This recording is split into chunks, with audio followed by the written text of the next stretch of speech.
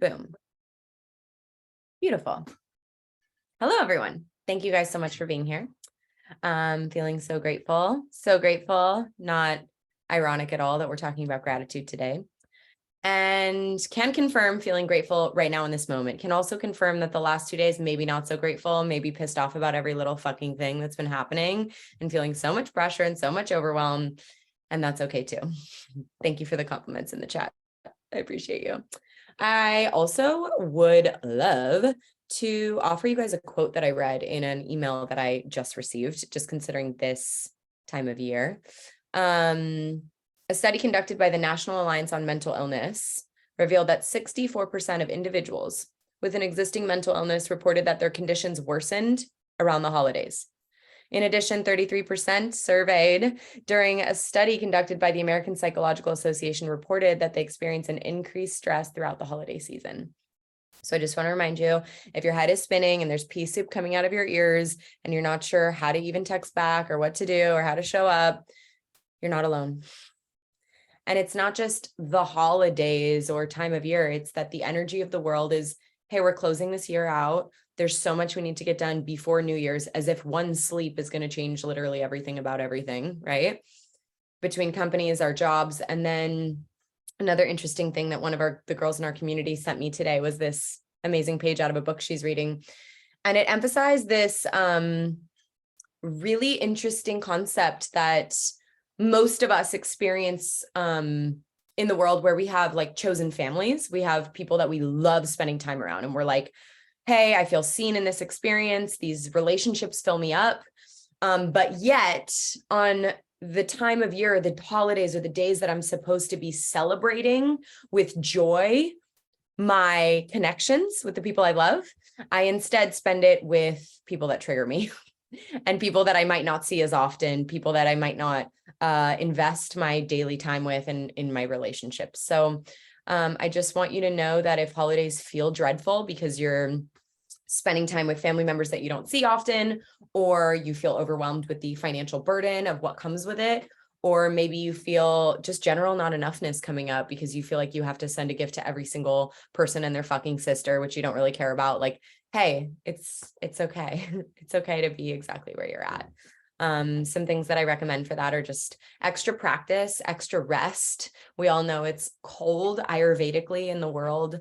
The way that we work seasonally is that we adapt, right? The entire world, Mother Nature adapts when it's cold, especially for fall, the leaves fall off the trees.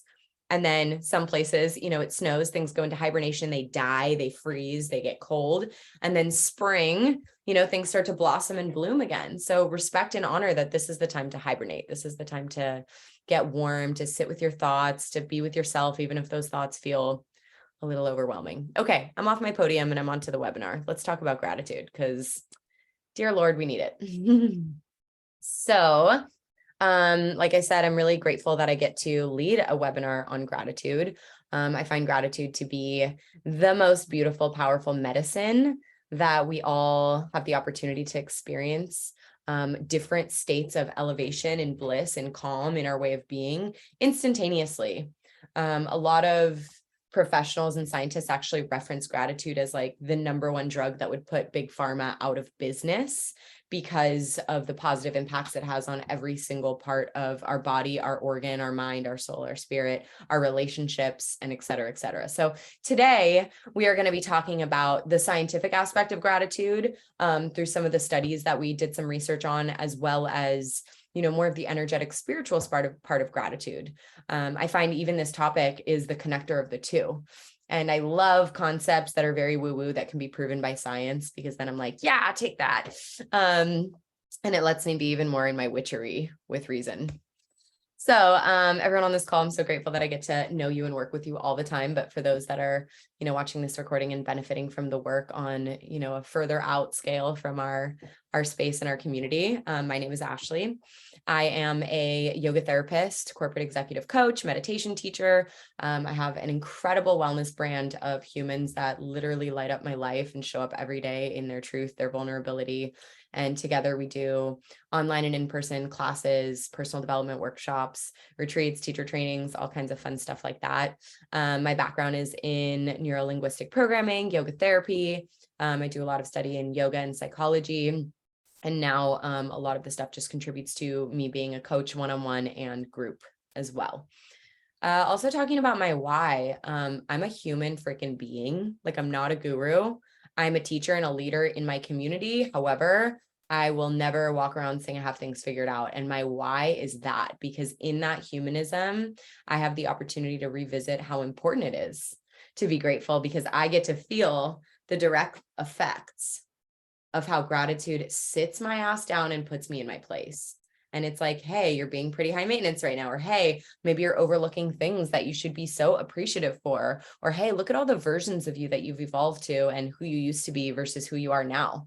That's my why. That's why I find that studying things in this category, whether it's self-help, personal development, spirituality, yogic philosophy, draws me closer to myself, and seeing humans that live ethically and morally through those practices and techniques, I find make this world a better, more mindful place. So that's just a little on me. I wanted to actually move straight into a gratitude practice with you guys today. Now, I know there's things going on, dinners, cooking, driving, however you're listening to this right now, whether it's live or the recording. Please know that you're more than welcome to lean into this practice. If you're doing something while you're listening, just imagine what I'm saying in your mind's eye as you're doing it. Okay. So I'm going to stop sharing, and I'm actually going to just guide you through a really beautiful practice now. So go ahead and get yourself in a comfortable position. Again, if you're driving or cooking, feel free to continue and just visualize this. But if you'd like to have a seat, that might be more beneficial for the entirety of the practice. And it's very common for me to break down in tears when I sit down with my gratitude, because of the way life makes me sometimes when I forget about it. So anything that comes up, it's all welcome. Now find your position that feels good to ground your body, feet or sitting bones into the floor or the chair. And then gently increase the depth of your breath. Start to orient and just tune in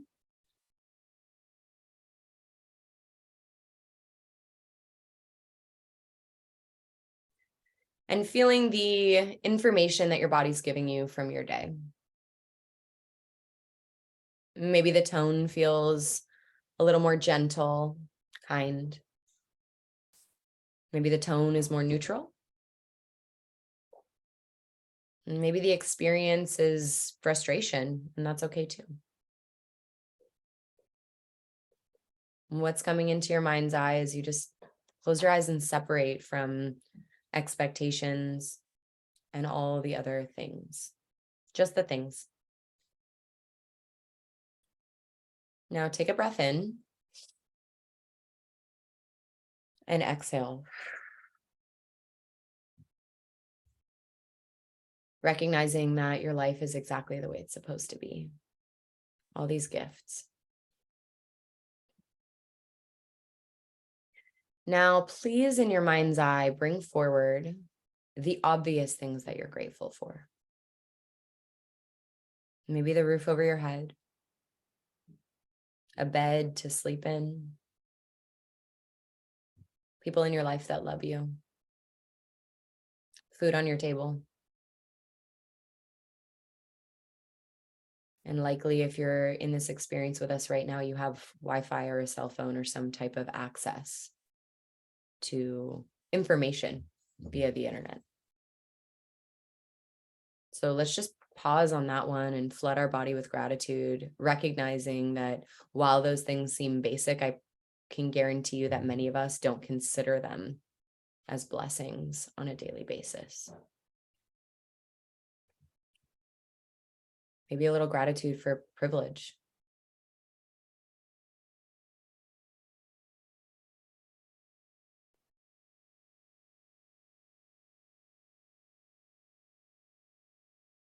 And now I'd like to invite you into gratitude for some of the smaller things that are in your life, like the things that you might overlook, but that are simple, that make you happy. For me, maybe it's my dog greeting me when I get home. First sip of coffee of the day.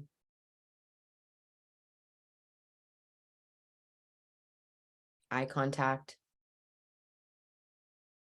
Maybe gratitude for the breeze or the trees or the birds that sing in the mornings.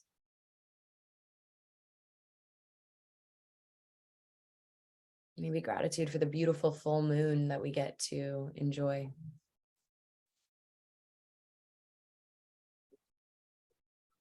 What are the other little things that you might overlook that are very simple but have a big impact on your life? And if they weren't in your life, it would make a measurable difference.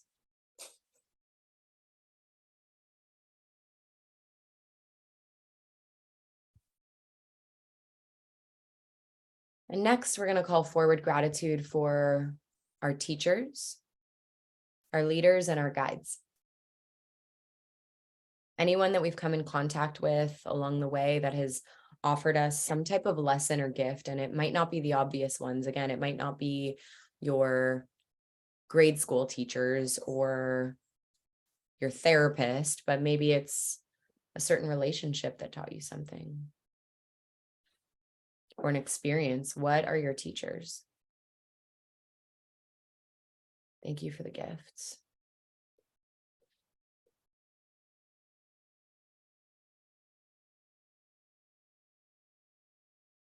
And now we'll just call in gratitude for our ancestors and those that have passed on, thanking them for blazing the trail before us and for everything that they had to go through so we wouldn't have to. And regardless if you find that your lineage has benefited you or made you feel paralyzed because of some of the traumatic experiences, can you still be grateful for your parents, your grandparents, their parents, their parents, their parents, and all the way up the chain to those folks that existed before you in your family that just didn't know how to have their shit together, just like us? Thank you.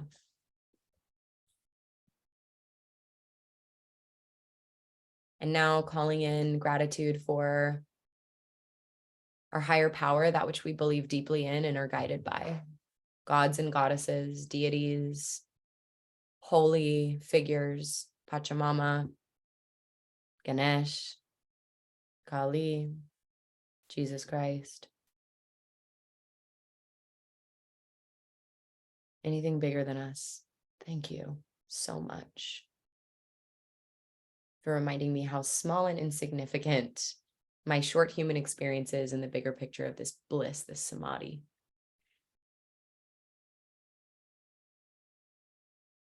And then lastly, I just ask that we call in so much gratitude, so much reverence and humility for everything in your life that has challenged you. The things that you look at and you're like, God, really? This? Thank you. For every experience you've had in your life that you didn't think you'd get through. Thank you. For the things that have demanded your excellence if you were going to get through. For the things that have up-leveled your life because of their presence. Can we continue calling in gratitude?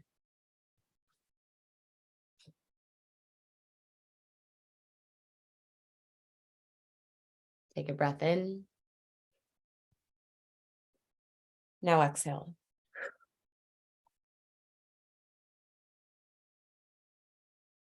And just notice what's coming up in your body right now, any heaviness in the heart or humility, maybe even a lightness where you get to come back to yourself, humbled and willing. And then in your time, you're welcome to blink your eyes open and reorient yourself by just taking a look around the room and just checking in, find textures and colors that really bring you back into the associated moment in your body.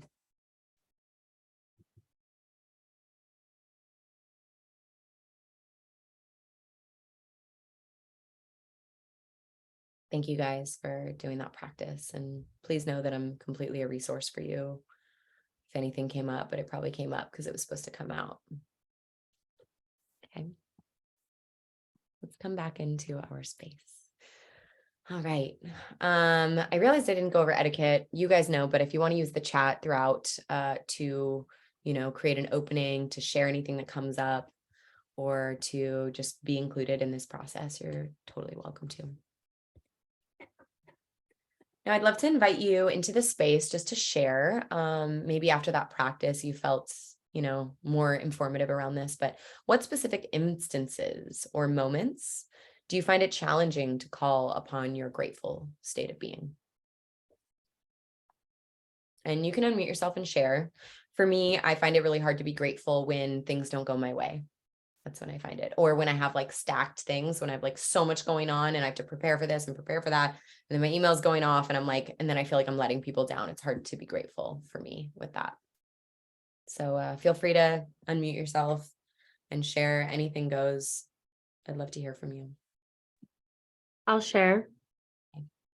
I feel difficulty in being grateful when, like, I guess similar to what you're saying, but like when my expectations that I've created have not been met. Or when I'm like falling into the pattern of stories that I've created. And then when I'm feeling like feelings of distrust, I feel like that's when it's most difficult for me. And then, of course, the holidays. Thank you. It's interesting because everything you said there, and I feel that to my core as well, is that that's all like ego self stuff. Because when we're in our big S self and we're in our spiritual space, we're generous, we're electrified, everything is an opportunity. It's all, a mindset thing. 100%. Yeah. That's what's wild about it. Humble me up, life, smack me around. Let's go. Life has a beautiful way of doing that and doesn't give a fuck about censoring itself. It's like, you want to play? You want to go? Let's go. Cool. Let's talk about the definition of gratitude, what the Google machine says. Firstly, it says the quality of being thankful, a readiness to show appreciation for and return to kindness. I like the second definition more, focusing on what's good in our life and being thankful for the things that we have, right? The things that we have. So I'd love to just run through some really awesome facts about gratitude that are facts. And they are opportunities for us to reflect as to why it would be so essential to implement this in our life even more. Gratitude is an antidepressant.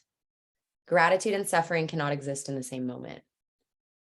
So whether it was the practice you just did or moments you have when you get your ass humbled and you're like, oh my God, I'm so grateful. You're not worried about what's wrong. You're not in a space of spinning out. Even if it's like, I'm grateful, now I'm pissed. Now I'm grateful, now I'm pissed. You can fluctuate between the two, but you can't have both of them in the same moment. So like those of us that go through things in our life, when we're like, oh my God, this was so hard, but I'm so grateful for the experience because in that experience, I learned X, Y, Z. Same thing. You're fluctuating or pendulating between the two sides, the two emotions. But in the moment that you say, I'm actually so grateful that happened because your entire energetic quality shifts. All of a sudden you're like, whoa, I just saw something I wasn't looking at before. And that's really empowering. Even if it's for a second, how many more seconds can you spend in that space? And how can that be closer to your way of being? Living abundantly. Gratitude is the essence of living abundantly.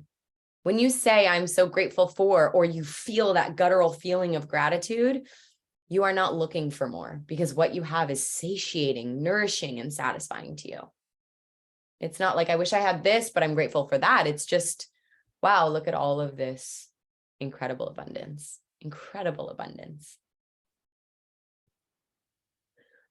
Gratitude provides spiritual upliftment. When you're in a thankful space, it connects you to the greatness of the universe and all the possibilities of what can be for you. So finding that space of, thank God I'm here, thankful that I'm here. You're then looking for ways to continue to increase that I'm here-ness. And we all know that when we focus on that which is bigger than us, it makes our little problems kind of soften around the edges. a story I tell a lot in my teacher trainings and some of our programming is I was doing my first retreat ever in Thailand. I know, crazy. My first retreat, I decided to go across the entire planet. And one of the girls on my retreat, she was the youngest one in the group, and she was very wise. She is very wise. And she was telling us this story about one of her coping mechanisms when she was a child. And she said that when she was, I think, 6 years old or 9 years old, one of those, she said that one of her practices is when she was sad in her bedroom, she would hover above her body and look at her body. And then she would hover above her house and look at her house. And then she'd hover above her little town, above her city, above her state, above the whole country, and then above the world. And she'd back out from the world and take a bird's eye view at the entire planet Earth. And she couldn't even find her problems anymore. She couldn't even find her sadness anymore because she saw how small that was in relation to how big this universe is. And the bigness of the universe can really take our breath away and take away our sorrow. And so while it seems like gratitude is like, you know, the happy or sad, it's like gratitude is the antithesis to suffering. It really is. It does connect you. It connects you on a very deep level. So gratitude as a connector right here. This quote, this was pulled out of Jay Shetty's book, Think Like a Monk, or this concept. This was so big. I had such an aha moment with this today. To receive gratitude, like if someone says to you, you know what, like the way that you show up for me is so meaningful. I feel so supported. Or if someone says to you, you know, when you did that, it made me feel really seen and I want to acknowledge you. Hey, you really lightened my load when you did this. To actually receive that, you have to be vulnerable and open. You have to be like, wow, I'm willing to be praised for something.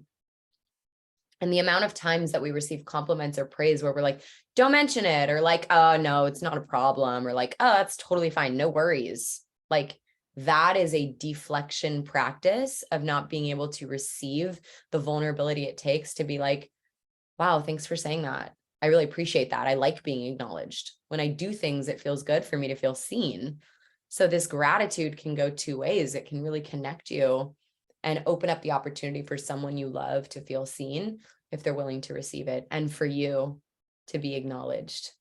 And I'm like the number one culprit of this, where, you know, when I get praise, it's kind of like an indication that I need to subconsciously somehow do more, because I'm like, oh, I'm on the right track. Maybe I should do more, instead of just saying, wow, I'm really proud of myself for showing up that way and I'm willing to receive it. Yeah, it's okay. So let's talk perspective.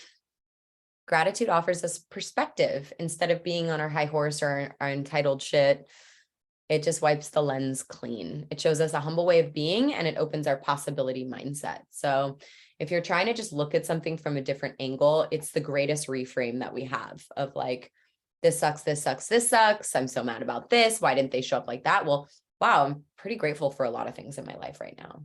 And it's not, by the way, to invalidate your experience of reality. Like when you do a perspective shift, it's instead to open your awareness to different possibilities. So keep that in mind for those of you that like to stuff your feelings. Same. I get it. So before we go into the science, because I got a lot there for you, I'd love to just pause and get your reflection on anything we just went over, if anything came up for you, or you're noticing anything, or you have questions.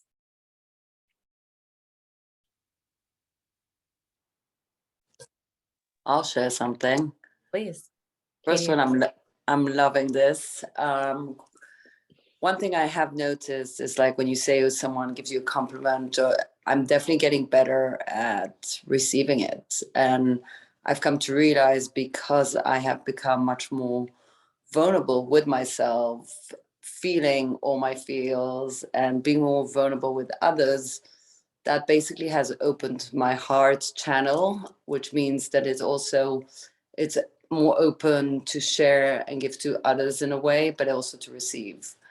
And at first I really struggled with that, but it really is a practice. Now I'm really, when people do say things, I really, like, even someone says like, oh, thank you for that. Normally I'd be like, yeah, no problem. I'm like, it's my pleasure, kind of like to really acknowledge it and feel it. And yeah, I mean, the power of vulnerability, it's it's it's hitting me in more ways than I thought. Being vulnerable, I just thought of it as like one way kind of thing, but really the ripple effect of the power of being vulnerable to be able to receive. Yeah, I mean, it's at first it felt really uncomfortable, and now it's really kind of, yeah, it's heartwarming. I can really feel it, and that's such a gift. So yeah, I guess my gratitude for that. Yeah.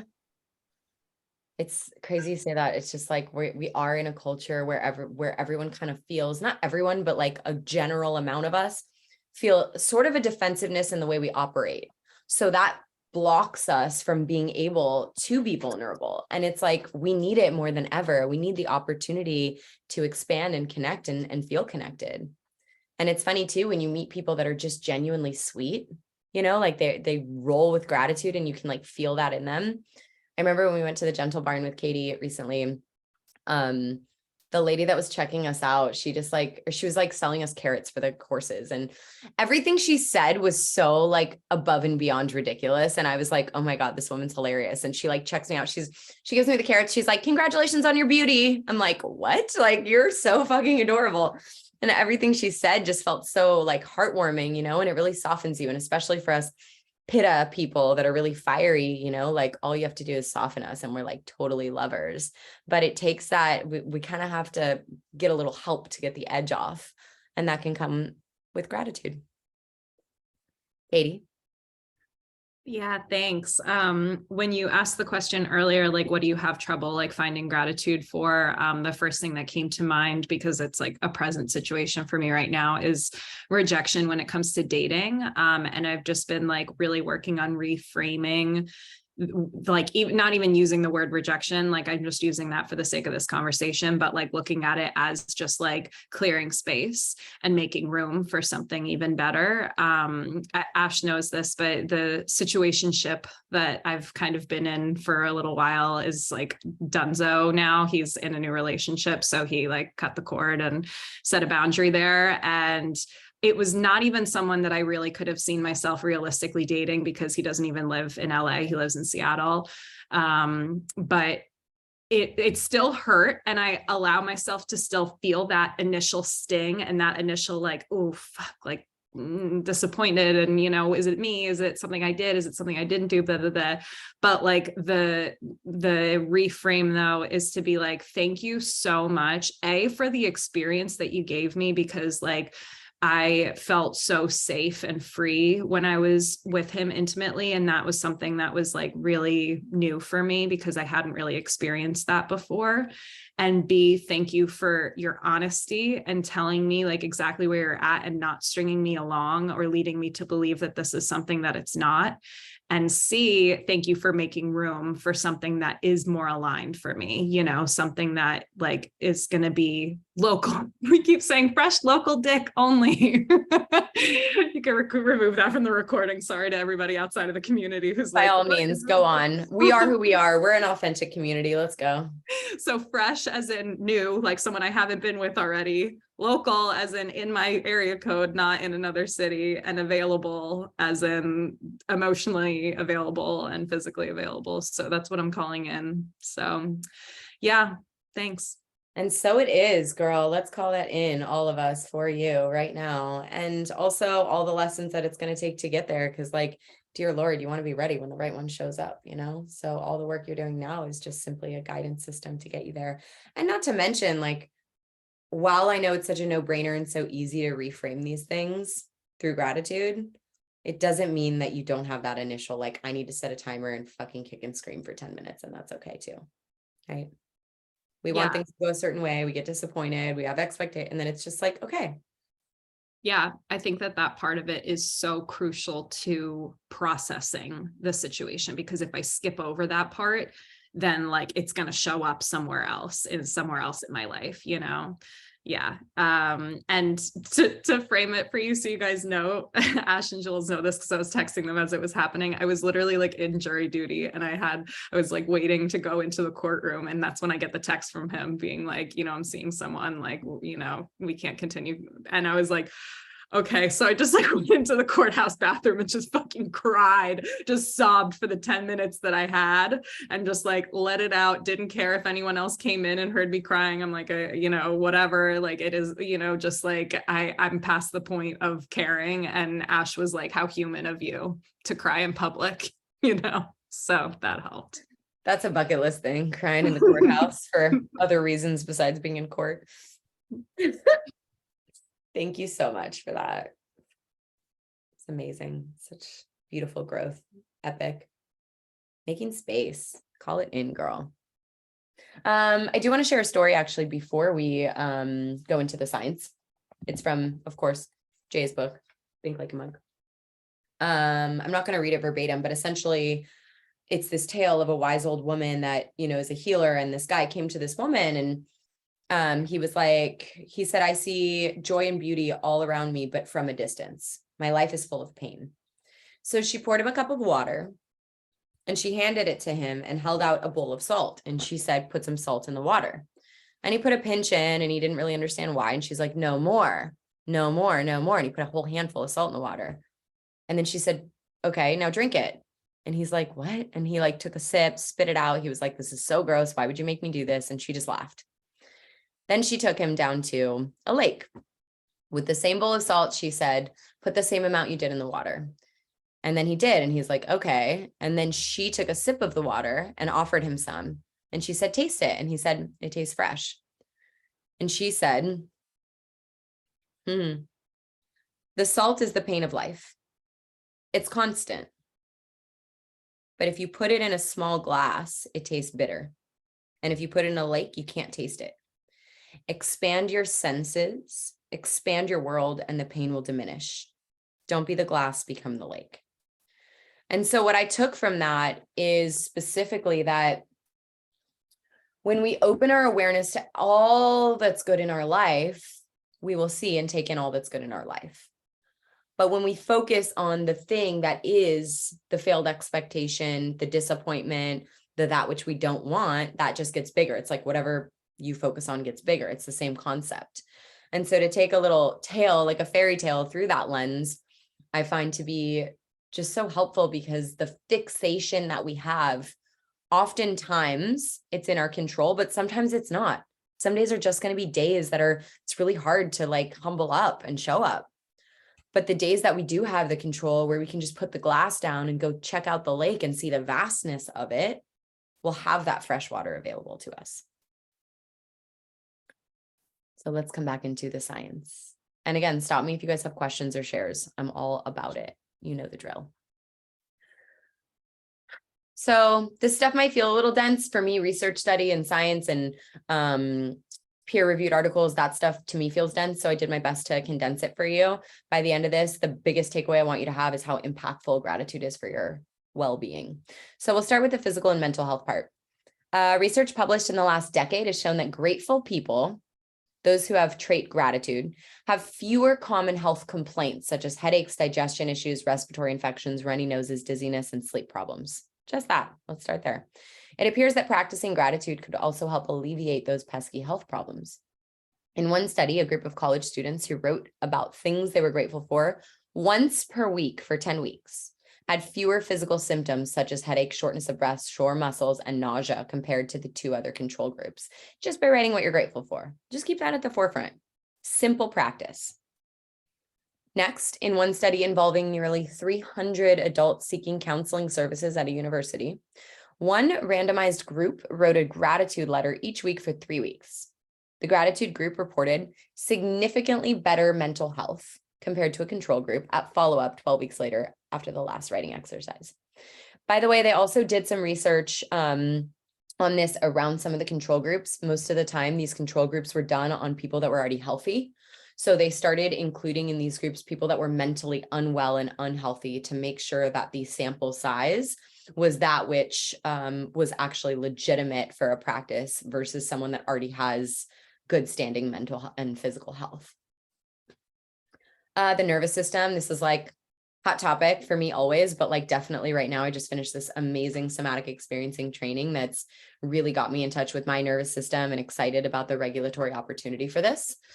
Physiological changes associated with gratitude are typically reduction in blood pressure, an increase in vagal tone. I'll just pause there. By the way, the vagus nerve is one of the 12 cranial nerves. That's the longest one, and it communicates between brain and body and gut health and regulates just an incredible amount of functions in our body. So it increases the tone of the vagus nerve, which is taken as an index of increased parasympathetic influence on the peripheral nervous system. If you're like, what the hell?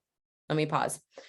Parasympathetic is your rest and digest. That's the part of your nervous system that recovers and restores. Many of us are like, I don't know what that is. I don't know how to find it. Who's para, what?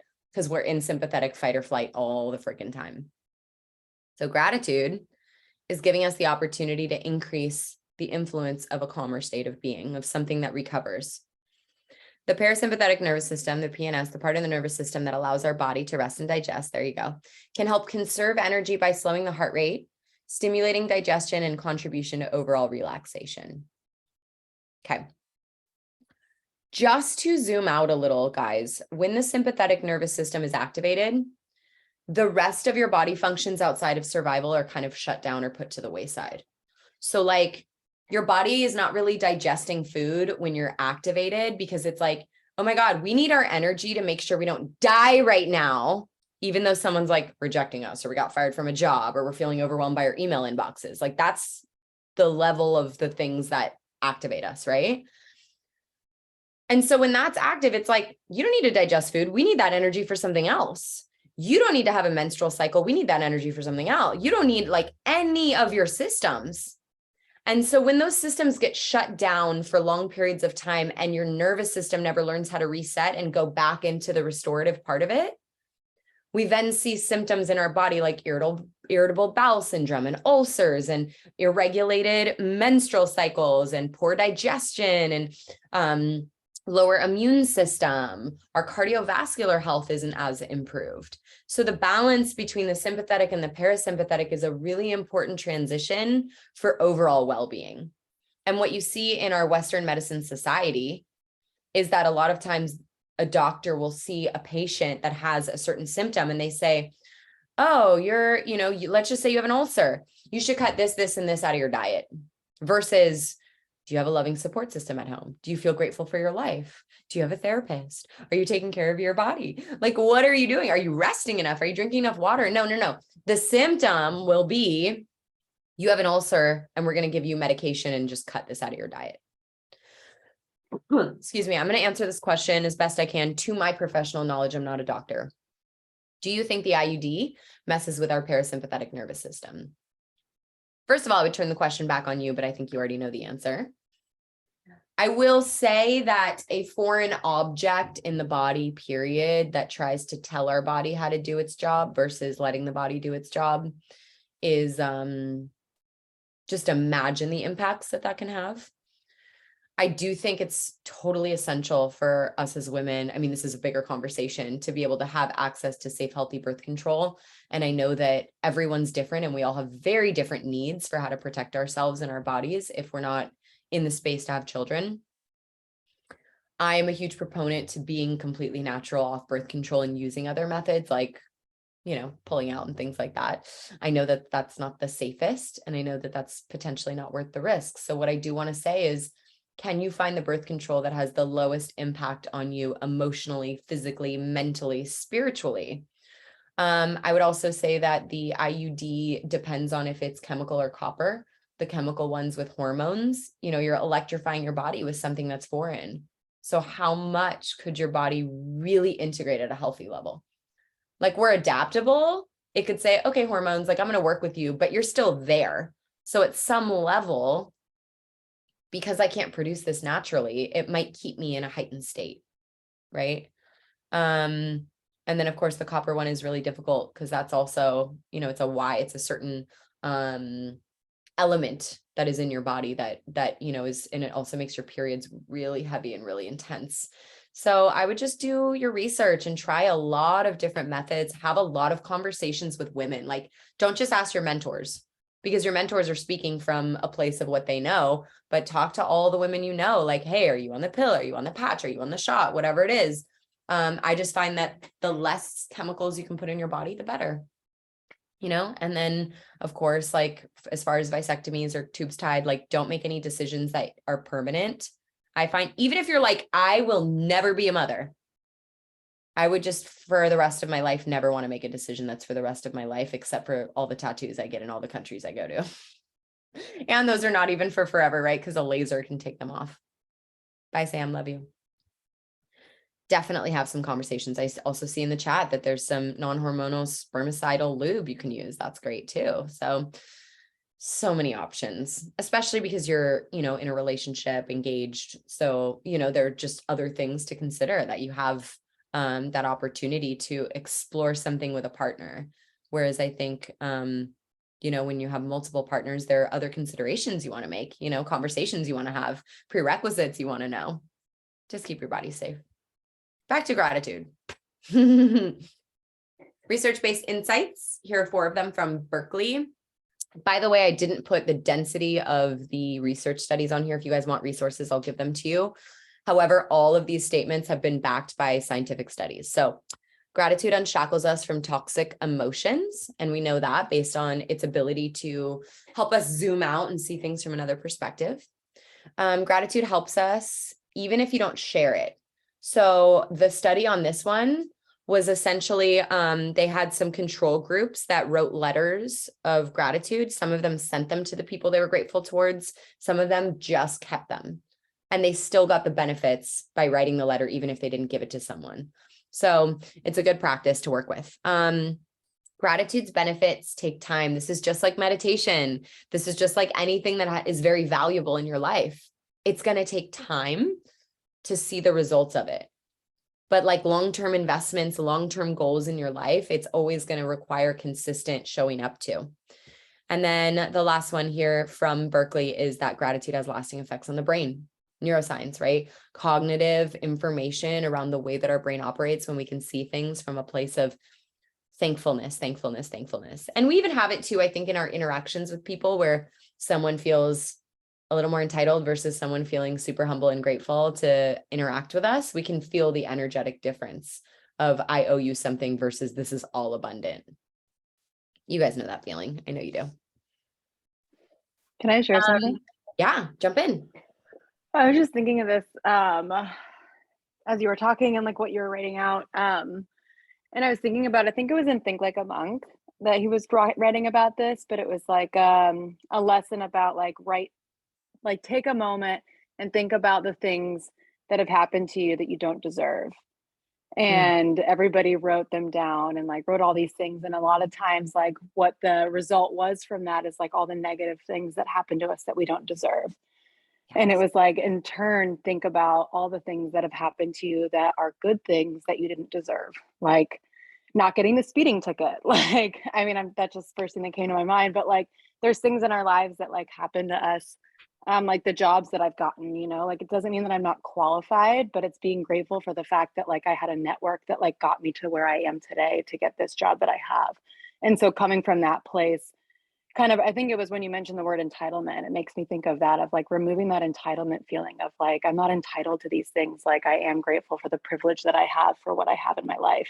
And I wouldn't have that otherwise. So like, therefore I am grateful. So I just wanted to share that from that book. Thank you. That was so valuable. And also just thank you for that perspective. And I find just knowing you, I feel like that's kind of one of your values, like one of your big things, because that's how you genuinely show up. And I love that about you. It's one of my favorite things. Practice, practice, practice. Let's go over to USC and talk about practice.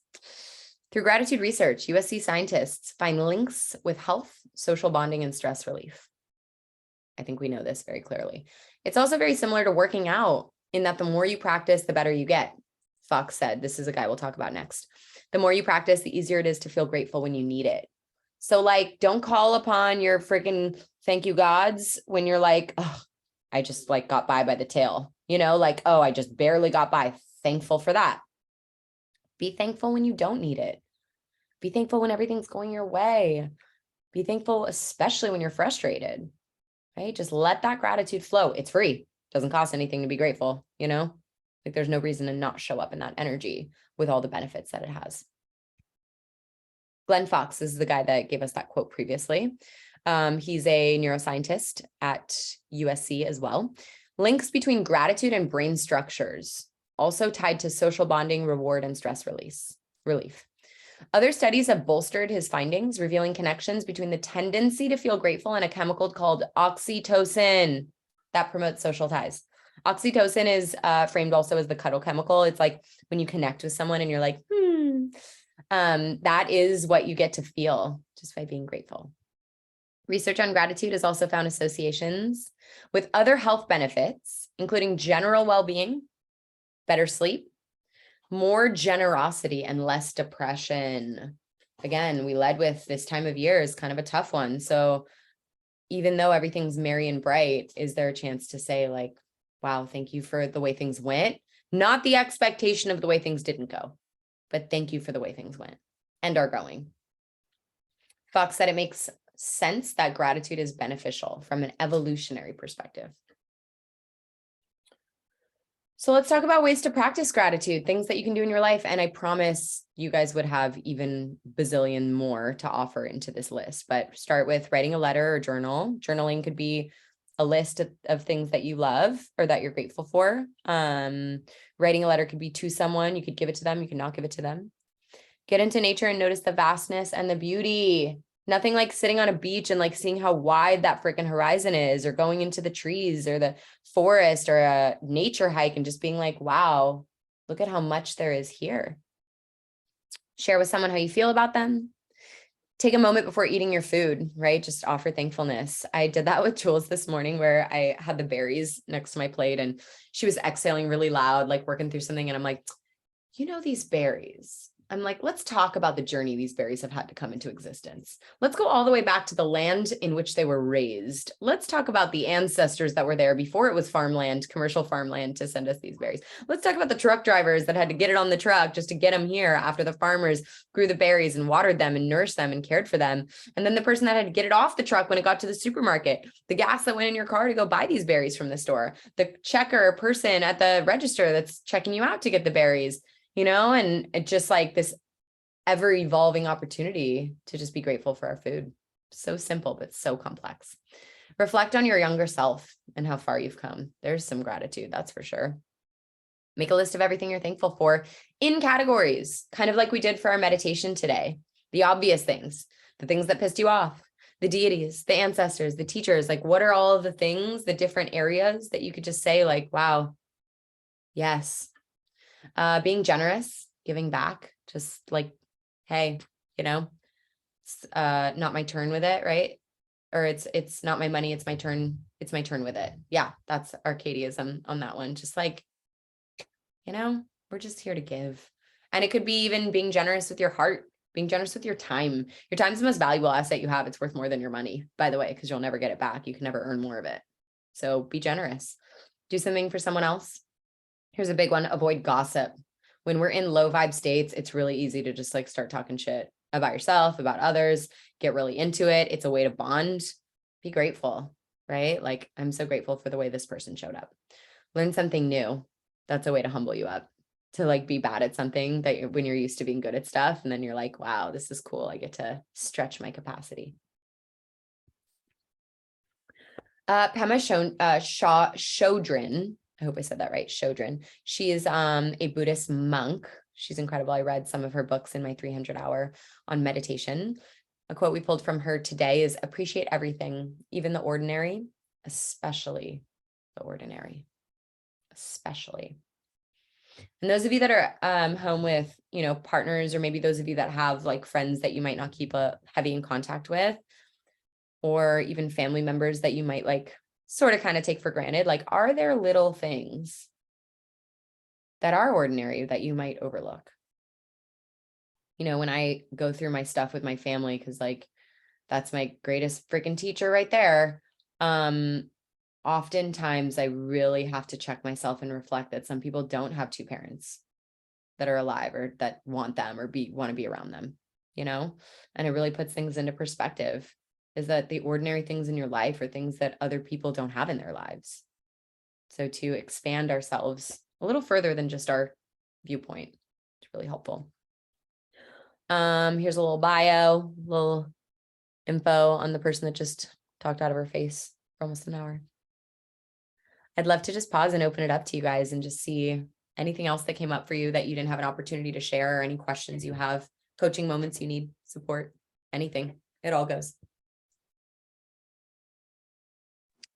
I really appreciated everything you shared, and I liked what Ash said about also thinking about all the moments in your life that things really did go okay, because we often forget to be so, in hindsight, we're like, yeah, everything went well, but like, wow, there was like so many times or experiences that things could have gone so much worse, and like that I was just safe, or like my health or something, like that's, yeah. And then also when you're sharing about your nervous system and like how we respond, and just like all these like stomach issues and everything, and like since I have gotten back from Tulum, my like stomach is like healed. And I swear part of it is from whatever we got, but also I think it's because my idea, or like I was diagnosed with who fucking knows? Yeah, but anyways, IBS, whatever. Like I think a lot of it is just like I need to be more mindful what I eat. Like that's honestly what it is. Like, and I think it's safe to, you think it's safe. So yeah. But I liked both of those things that you guys shared. So thank you. On that note, thank you for that. On that note, I would say too, like, oh, if your body is giving you symptoms, like, thank you, body, for communicating with me in the only language in which you know how to. Like, your stomach is not going to pop out of your chest and say, hey, I need to tell you something, listen up. Like, you literally communicate with your body through nervous system impulses. So if your body's like, hey, something's happening, it's trying to tell you. Things are being kicked up. Something's not correct. Can you listen to me in a language that you don't normally communicate? Can you open space for that? I think you guys are a riot. Anything else you want to contribute this evening? I'll share something. Yeah. I was thinking about this earlier when you were talking about the salt. And like I was thinking about how if you focus on something that's negative, right, everything kind of becomes negative. And sometimes, I mean, working remote, I'm constantly just in my little office staring at a computer screen all day. And sometimes I forget to get up throughout the day or just do anything other than be in the four walls of my house. And so when I go outside, like I've been taking Benji on these walks now, like morning and night, like twice a day, if not more than that. And it's changed my perspective because I go outside and I'm like, oh yeah, there's like a big world out here. Like totally forgot that existed. And like, I'm here with my little baby problems in this little house that I'm in, but when I go outside, I'm like, oh yeah, like there's so much more that I could be grateful for, just like seeing the clouds and like all the things that are going around, or Benji, like deciding which bush to pee on. Like he has to smell every bush and it's just crazy. Right. So I just thought it was really cool, and I meant to share it earlier, but I just love that perspective of like the salt in like the glass versus the lake. Like if we choose to just focus on all the pain, like we're going to feel it. But if we like get ourselves out of ourselves sometimes, like we don't have to just sit in this shit all the time. Like I got home yesterday. I've also had a week, and I got home yesterday just from like feeling really negative and overwhelmed from work. And I just got on the bike and I just pedaled for like an hour. I didn't do anything fast or slow. I literally just started pedaling on the indoor bike, and like just that alone, like moving your body and the energy makes a huge difference. So yeah. I loved this topic. I mean, it's Thank you good. for sharing. I mean, I love all the different examples that you have to find a more grateful space. It's like so obvious the way you implement it. And it doesn't mean that we don't all need a reminder all the time. Tell me again. Oh my God, Katie, that's so funny. I saw somewhere that dog sniffing is like them reading the newspaper. It's how they get the town gossip. It's actually true. Chad told me that once. He was like, they're communicating with people in the neighborhood. I'm like, what? Okay. So funny. Cool. We have time for one more share if you guys want it. I want to share. Yeah. Way to speak up. Yes. This workshop, the timing of this workshop is just so perfect. And I'm just so grateful for it, because I've just been having I've been really frustrated and disappointed with something that's been happening with someone at work. And I, felt like I really exhausted all options to, make things work and support this person. And it just didn't turn out how I wanted it to. And now this person is, they are sharing a story about me that's not true with a lot of my colleagues, and just brought up a lot of ickiness for me.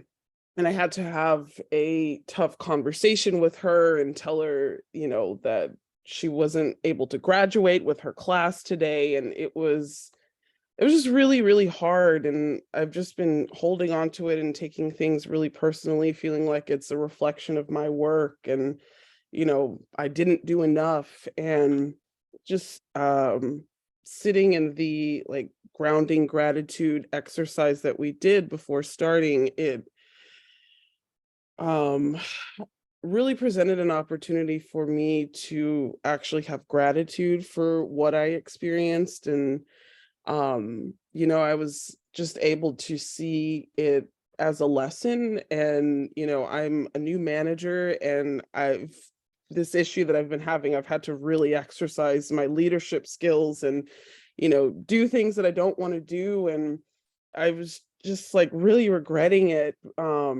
But I got through it, and I did it, and I sat with it, and I trusted myself through it. And I wouldn't have been able to do that had I not had, this discord with the student. And so as we were doing the exercise, I did have this lightness and felt gratitude for, like, as shitty and frustrating as it was, she really taught me a lot. And I was able to exercise a skill that I hadn't before. And I was able to, move through this uncomfortable, difficult conversation. And, I'm like ready to do it again if it comes up. And so being able to step outside of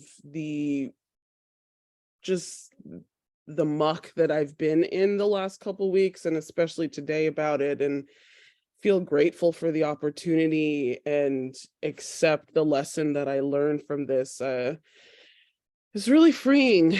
And yeah, I really needed this after the day that I had. And I feel like I can close this laptop and end my evening on a positive and grateful note, rather than just continuing to perpetuate this frustration that I've had. So yeah, thank you for that opportunity. And I also want to thank myself for having this awareness around it, and for sharing, because I often I don't know, I don't like taking up space, especially when I feel like, oh, people have shared enough and we're getting close to 7:30, or it's 7:30 now. But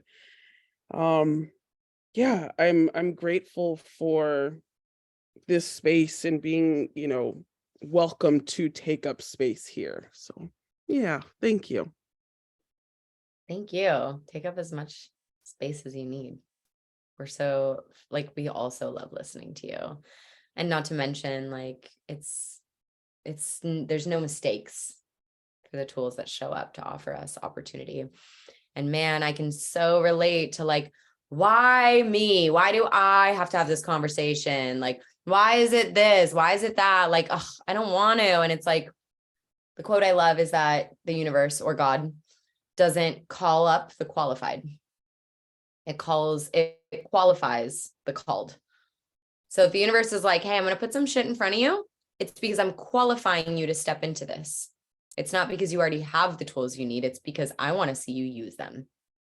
And once you use them forever, you use them. Yeah. Damn. Mm-hmm. Wow. You said the universe doesn't call on the qualified, they qualified those that are called. Yes. If you have the tap on your shoulder, it means that you're ready. Big exhale. Wow. Thank you. Thank you. Thank you all. I feel so grateful for our time. Always such a pleasure, especially during the end of the year when things start to get crazy. It's like, this is the touch tree. This is the home base for us. So it's really nice to reconvene with that. So I love you guys. I will see you. We have so much coming up. Just keep that in mind. Friday morning, we have yoga in Santa Monica live. And then Friday evening is our community white elephant holiday party. And then Saturday morning is money mindfulness with Katie. She's got a lot to offer you. And then Sunday, we have our last awake of the year, which I'm stoked on. So let me know if you'd like to join us. Please feel free to sign up on the app, and I'll see you guys soon. Love you.